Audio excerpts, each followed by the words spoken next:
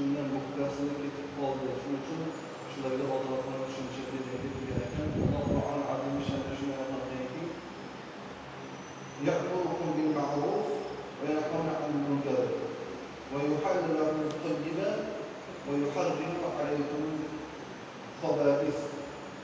Ya'ni bu Payg'ambar Muhammad sallallohu alayhi vasallam ularni kimdir bizni yaxshilikka buyuradi, yomonlikdan qaytaradi va pok narsalarni halol qilib, pok narsalarni yenglar va haromdan qaytinglar deb Alloh taolo buyurgan. Shuning uchun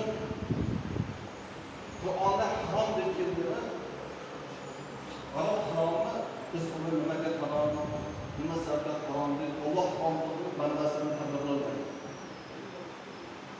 Har bir aqlda oladigan narsani Payg'ambar muftirun deb hadisda kelgan. Har bir aqlingizni va badaningizni qo'shiladigan narsa harom deb keldimi? Bu nima uchun harom qilingan? Bu harom bo'lmaydi deb biz uni qadr qilmaymiz. Rasululloh harom dedimi? Biz ham shuni harom deb bilamiz.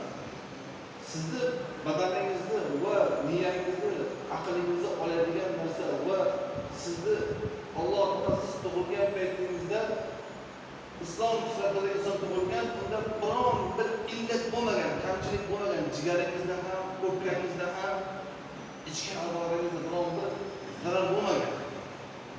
Lekin o'zimiz shu narsani, masalan shu tabletkani ichadigan yigit yoki qiz o'zini joniga zarar qilishni biladimi? Uni ichib o'ziga zarar bo'lyaptimi? Jigariga, o'pkasiga ziyon qilyaptimi? Qiyomat kunida undan so'raladi. Nima uchun? U ichki a'zolar tug'ilgan paytda soppa-sog'ladi. Ana shuni iste'mol qilib, unga ziyon beradi. Ziyon beradi.